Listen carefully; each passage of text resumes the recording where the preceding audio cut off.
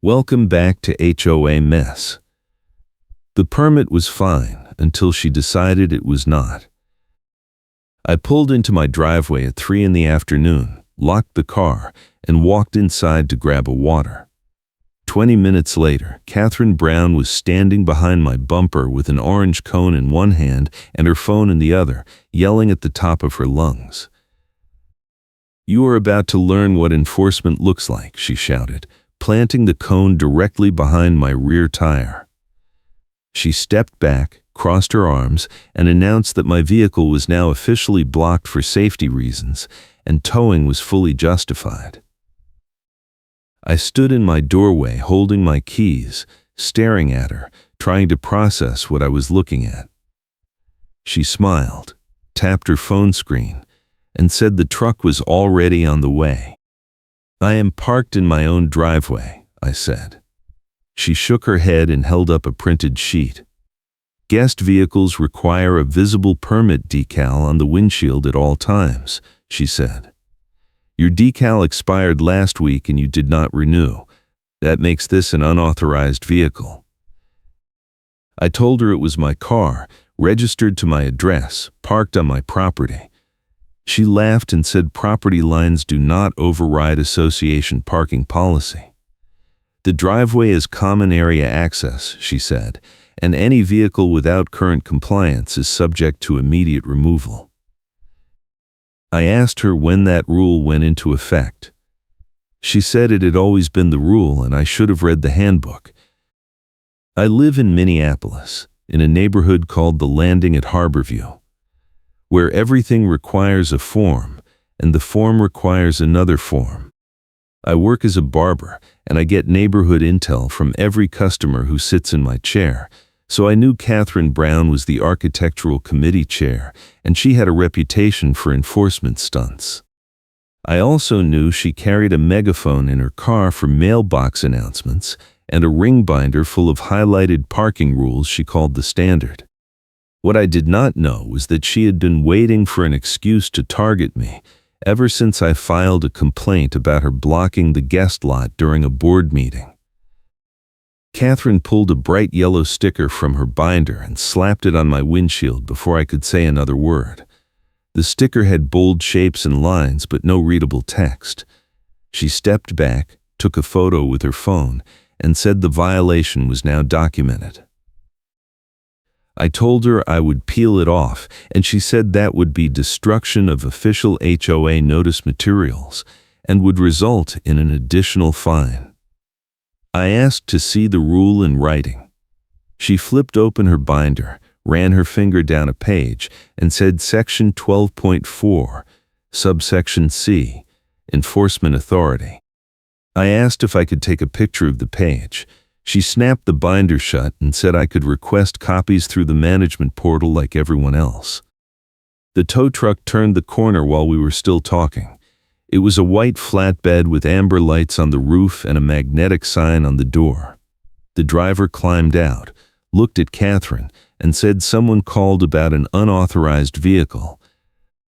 She pointed at my car and said it was a compliance removal, fully authorized by the board. The driver walked over, looked at my windshield, looked at the cone behind my tire, and asked if I was the owner. I said yes. He asked if I had the keys. I held them up. He looked back at Catherine and said he needed written authorization from the HOA before he could hook anything. She pulled a folded paper from her binder and handed it to him. He unfolded it, read it, and nodded. The truck beeped as it backed toward my car. I told the driver I was disputing the violation, and he said he just followed the work orders. Catherine stood on the curb with her arms crossed, filming the whole thing on her phone. I asked her why she was recording, and she said transparency. I pulled out my own phone and started recording her. She smiled and said, "Make it public. I love watching people get embarrassed." The driver lowered the flatbed and started pulling the hook chain toward my front tire. I told him to stop. He said he had authorization. I said I wanted to see the signed work order. He handed me the paper Catherine had given him. It was a pre-printed tow authorization form with my address and vehicle description filled in by hand. At the bottom, Catherine had signed her name and written Architectural Committee Chair under it. I took a photo of the form and handed it back. The driver clipped the hook to my front axle and started winching. The chain rattled and pulled tight. My car lurched forward an inch. Catherine raised her megaphone and announced to the street that enforcement was in progress and all residents should review their decal compliance immediately. A delivery driver sitting in a van at the curb rolled down his window and watched the whole thing with his mouth open. The wind picked up and slammed my car door shut with a bang that made everyone flinch. Catherine did not flinch. She kept filming.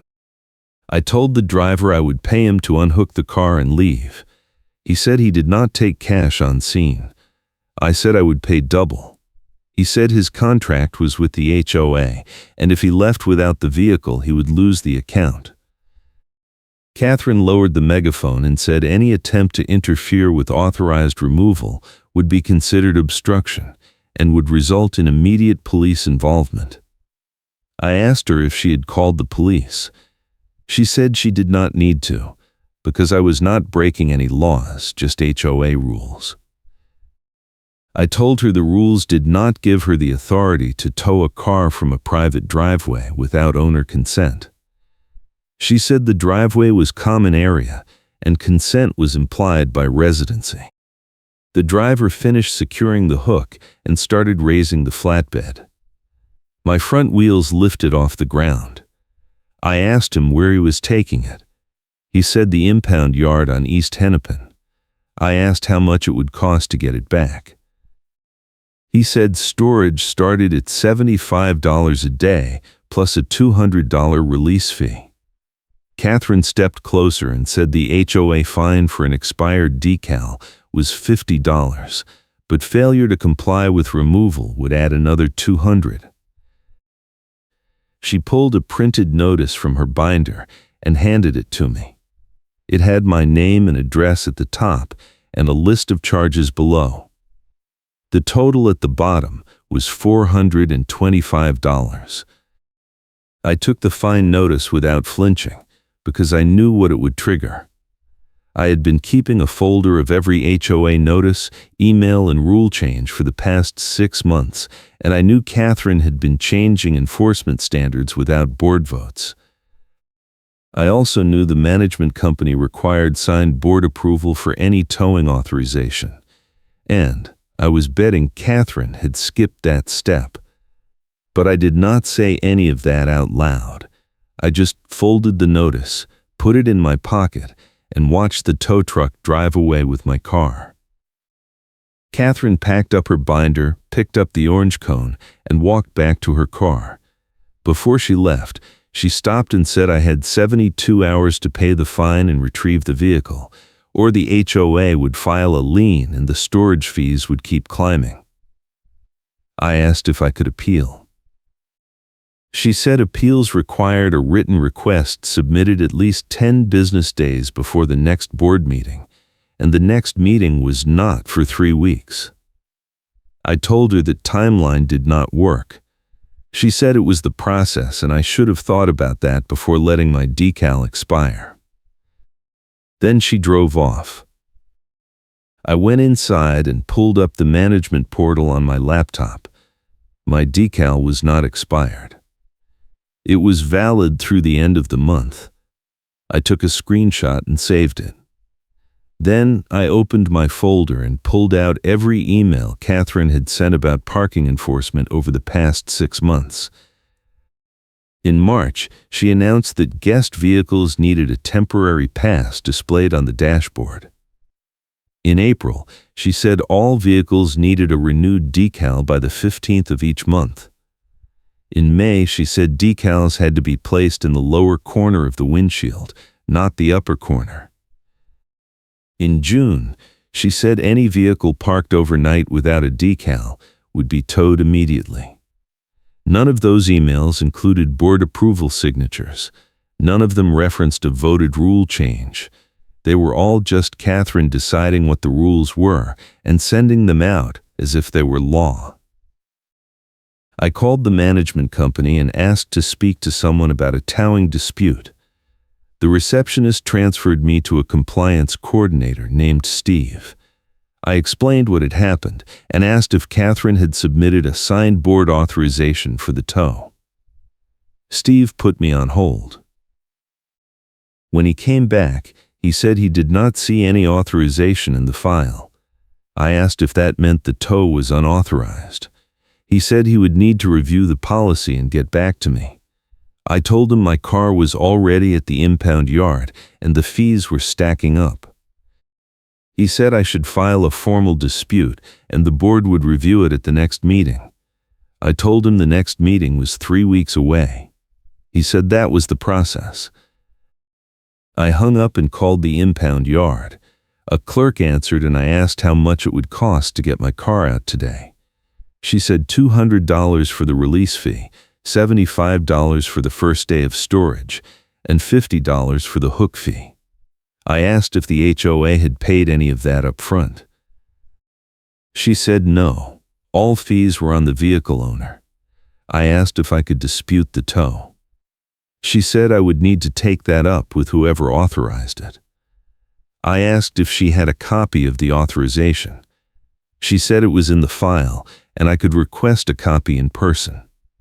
I told her I would be there in an hour. I did not have a car, so I called an Uber. The driver asked why I needed a ride to an impound yard, and I gave her the short version. She laughed and said her sister lived in an HOA in Bloomington, and they tried to fine her for hanging a wreath on her door in July. I told her Catherine would have loved that. The driver dropped me off at the yard, and I walked into a small office with a counter and a row of filing cabinets. The clerk looked up and asked if I was there to pick up a vehicle. I said I was there to get a copy of the tow authorization. She asked for my name and vehicle description. I gave her both. She pulled a folder from a drawer and flipped through the papers inside. She pulled out a single sheet and slid it across the counter. It was the same form the driver had shown me earlier. I took a photo of it with my phone. Then I asked if she had received any other complaints about tows from the landing at Harborview in the past few weeks. She hesitated, then said I was the third person this week. I asked if the other two had the same issue. She said they all had authorization forms signed by the same person. I asked if that person was Catherine Brown. She nodded. I thanked her and left. On the Uber ride back, I called a contractor I knew from the barbershop named Miguel. He lived 2 streets over from me, and he had done work on several homes in the neighborhood. I told him what happened and asked if Catherine had ever tried to pull something similar on him. He said she tried to fine him last year for parking his work truck on the street overnight. He ignored the fine, and she threatened to tow the truck. He told her to go ahead and try, and when the tow truck showed up, he stood in front of it and told the driver he would sue the HOA and the tow company if they touched his vehicle. The driver left. Catherine filed a complaint with the board saying Miguel was hostile and uncooperative. The board dismissed it because Miguel had done work on the board president's house, and the president liked him. I asked Miguel if he would be willing to show up at the next board meeting and back me up. He said absolutely. Then he said he had something I might want to see. He texted me a photo of a group chat post from a neighborhood message board. The post was from Catherine, dated 2 days earlier. It said a compliance sweep was scheduled for the week, and residents should prepare for increased enforcement activity. Below that, someone had replied asking what a compliance sweep meant. Catherine replied that it meant any vehicle without visible current decals would be subject to immediate removal and fines. If you are enjoying this chaos, smash that like button and subscribe, because this HOA war is just getting started. I screenshot the group chat post and added it to my folder. Then I opened the HOA bylaws on the management portal and searched for the section on towing authority. It said, any towing action required a written request submitted to the management company with signatures from at least 2 board members, and the request had to specify the violation and the vehicle description. I searched my email for any tow requests. There were none.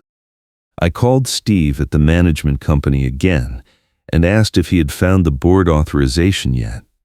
He said he was still looking. I told him I had a copy of the tow form and it only had Catherine's signature. He went quiet for a second, then said that was not proper procedure. I asked what that meant for the tow. He said he would need to escalate it to the board president. I asked who the board president was. He said a man named Tom Gallagher. I asked for Tom's contact info. Steve said he could not give that out, but he could pass along a message.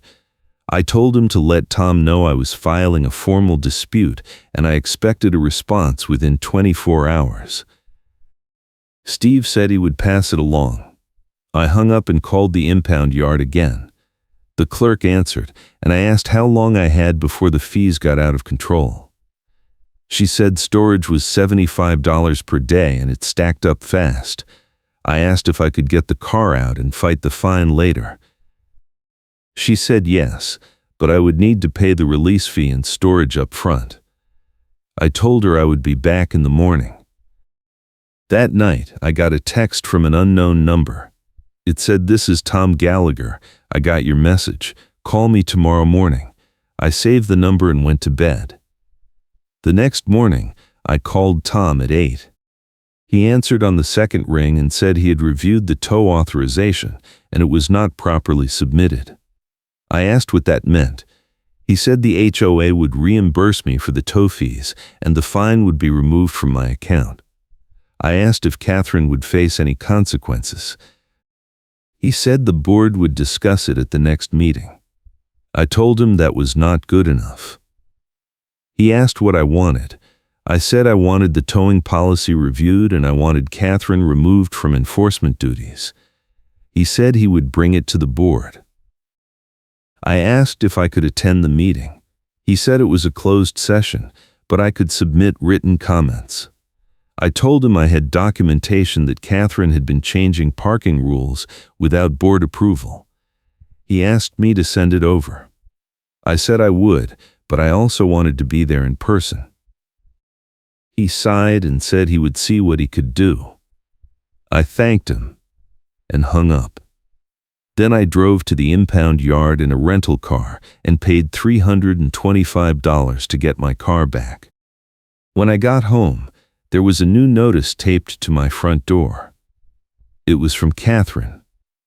It said I had failed to remove an unauthorized sticker from my windshield within the required 72-hour window, and I was now being charged an additional $50 defacement fine. I peeled the yellow sticker off my windshield and took it inside. Then I took a photo of the notice and added it to my folder. I was up to 12 documents now, and I had a feeling I would need every single one. That afternoon, Catherine posted another message in the neighborhood group chat. It said a resident had obstructed a lawful compliance action and the board was reviewing potential disciplinary measures. Someone replied asking who it was. Catherine said she could not name names, but the resident knew who they were. Another person replied saying the whole towing thing seemed excessive. Catherine replied that enforcement was not optional and the rules applied equally to everyone. Miguel replied saying the rules did not authorize towing from private property without board approval. Catherine replied that driveways were common area access and the board had granted standing enforcement authority to the architectural committee. Miguel replied asking to see the board vote. Catherine did not reply. I called Miguel and asked if he had a copy of the bylaws. He said he had a printed copy from when he bought his house 5 years ago. I asked if he could bring it to the board meeting. He said yes. Then he said he had talked to 3 other neighbors who had been hit with parking fines in the past month, and they were all willing to show up and speak. I told him to tell them to bring any notices or emails they had received. He said he would. The next day, I got an email from Steve at the management company. It said the board had scheduled a special hearing to review my dispute, and the hearing would take place in 5 days at the community center. I was allowed to attend and present evidence, but I had to submit a written summary of my case at least 48 hours in advance. I wrote a 3-page summary citing the bylaws, Catherine's unauthorized rule changes, the missing board approval for the tow, and the reimbursement Tom had promised. I attached screenshots of every email and notice I had received. I sent it to Steve with a read receipt. 2 days later, Catherine showed up at my door with her megaphone. She stood on my front step and announced through the megaphone that I was being charged with defamation for making false claims about HOA procedures in a public forum. I opened the door and asked what public forum she was talking about. She said the neighborhood group chat. I told her I had not posted anything in the group chat. She said Miguel had posted on my behalf and that was the same thing. I told her that made no sense. She said the board considered it coordinated harassment and I would be fined $500 if I did not retract the statements. I asked to see the board vote authorizing the fine. She said it was an emergency action and did not require a vote. I told her I would see her at the hearing and closed the door. She stayed on the step for another minute, then left. I immediately called Tom and told him what had just happened. He said Catherine was acting on her own and the board had not authorized any defamation charge.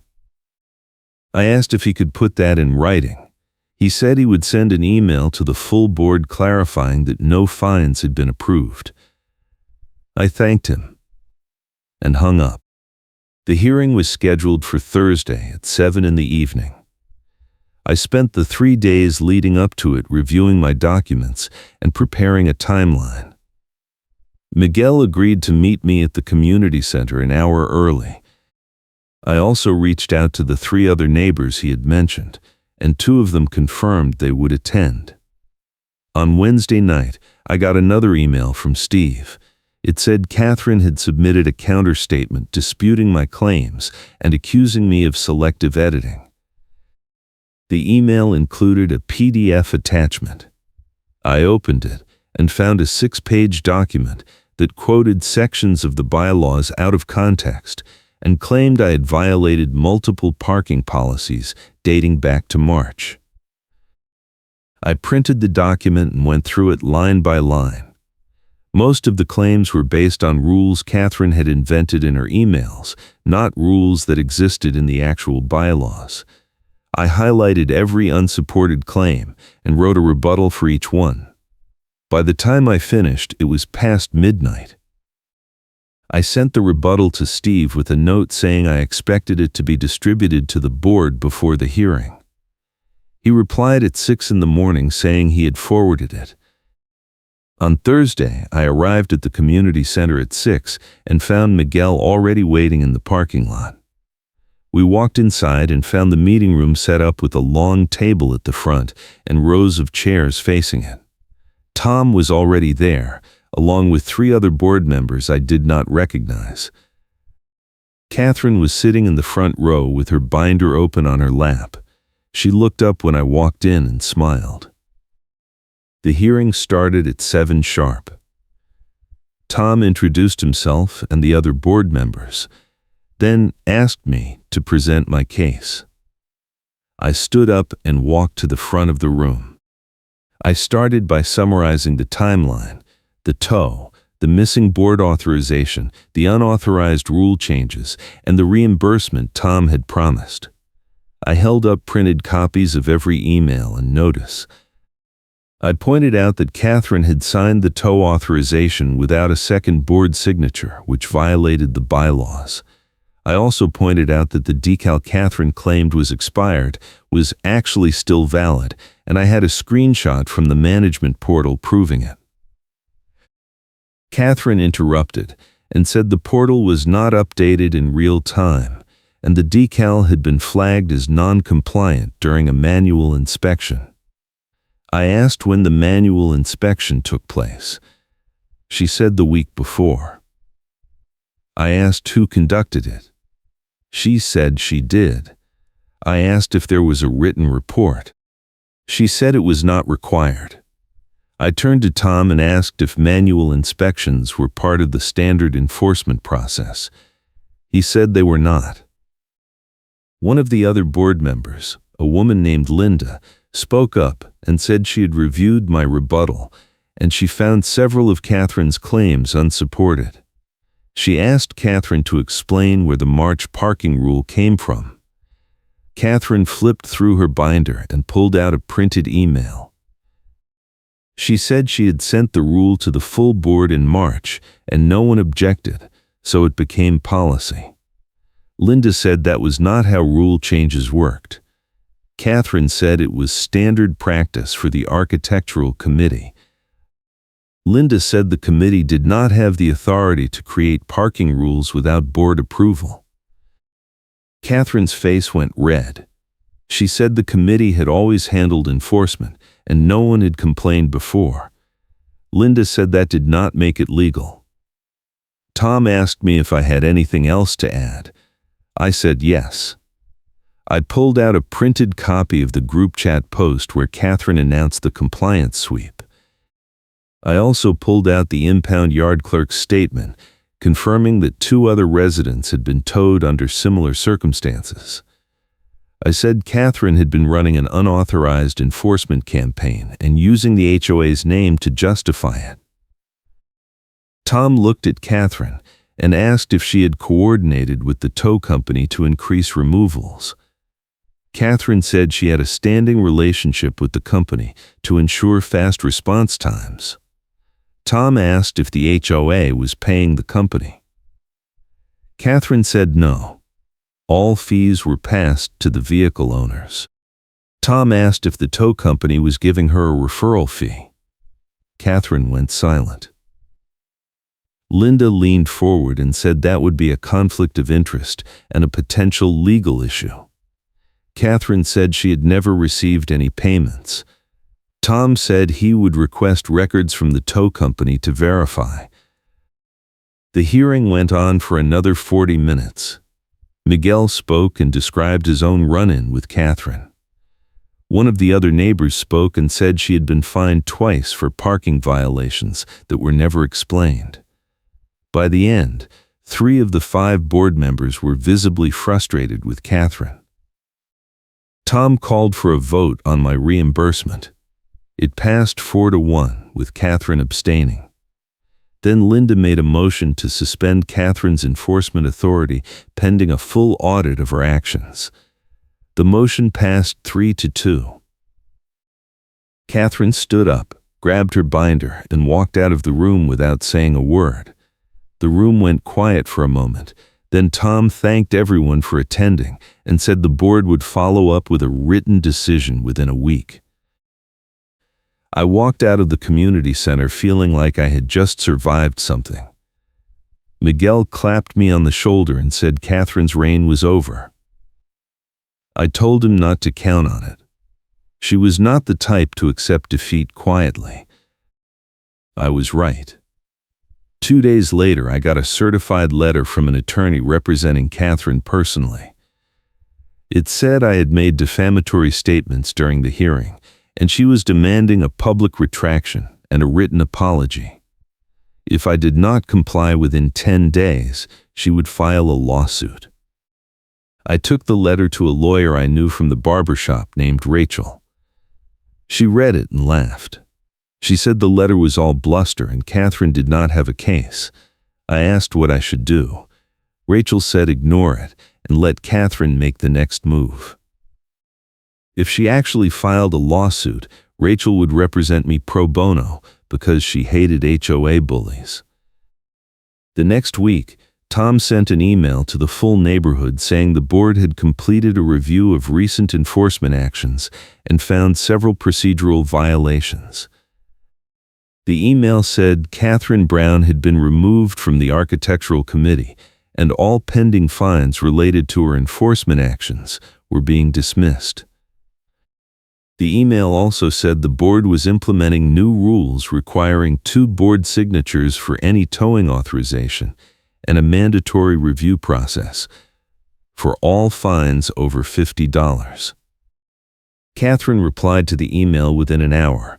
She said the board was caving to pressure from a single disgruntled resident and the new rules would make enforcement impossible. She also said she was resigning from the board effective immediately. Tom did not reply. 3 days later, I got another email from Steve at the management company. It said the HOA attorney had requested records from the tow company as part of the audit. The tow company provided invoices showing Catherine had referred over 20 vehicles in the past 6 months, and the company had been paying her a $50 finder's fee for each one. The email said the board was referring the matter to an outside investigator, and Catherine had been banned from attending any future board meetings or community events. Miguel texted me a screenshot of a new group chat post. Someone had asked what happened to Catherine. Another person replied saying she moved out last week. Miguel added a shrugging emoji. I did not hear anything else about Catherine for a month. Then I ran into Tom at the grocery store. He said the investigator had finished the audit and found that Catherine had pocketed over $1,000 in referral fees from the tow company. The HOA was considering legal action to recover the money, but their attorney said it would cost more to sue than they would recover. Tom also said the board had voted to change the hearing rules so residents could not be railroaded by a single committee chair acting alone. I thanked him for following through. He said it was long overdue. Then he said the new architectural committee chair was a retired teacher named Susan, and she had already started reviewing all the enforcement policies Catherine had put in place. Most of them were being thrown out. A week later, I got a final email from Steve. It said my account had been credited for the full amount of the tow fees, the impound fees, and the fines Catherine had issued. The total was $875. The email also said the management company was implementing a new policy requiring all enforcement actions to be logged in the portal with supporting documentation, and residents would have access to review the logs at any time. I printed the email and added it to my folder, which now had over 30 pages. I did not plan on needing it again, but I was not taking any chances. That weekend, Miguel invited me to a neighborhood barbecue. I showed up and found half the street there, including Susan, the new committee chair. She introduced herself and said she had heard about the hearing. She thanked me for standing up to Catherine and said the neighborhood was a lot calmer now. I told her I was just tired of the nonsense. She laughed and said she was too, which was why she took the job. Someone asked me if I thought Catherine would come back. I said I doubted it, but if she did, she would have a much harder time pulling the same stunts. Another person said they heard she tried to join the board of her new HOA and got rejected during the background check. Miguel said that was karma. I did not argue. The barbecue went late into the evening. People told stories about their own HOA battles, and I realized I was not the only one who had been targeted. A woman named Diane said Catherine had fined her 3 times for leaving her trash cans out past collection day, even though the collection schedule had changed and no one had been notified. A man named Eric said Catherine had tried to tow his daughter's car during a family gathering because it did not have a guest pass. Both of them said they wished they had fought back sooner. I told them the key was documentation. Keep every email, every notice, every receipt. If the HOA is going to act like a bureaucracy, treat them like one. Make them follow their own rules." Miguel raised his beer and said that should be the neighborhood motto. Everyone laughed.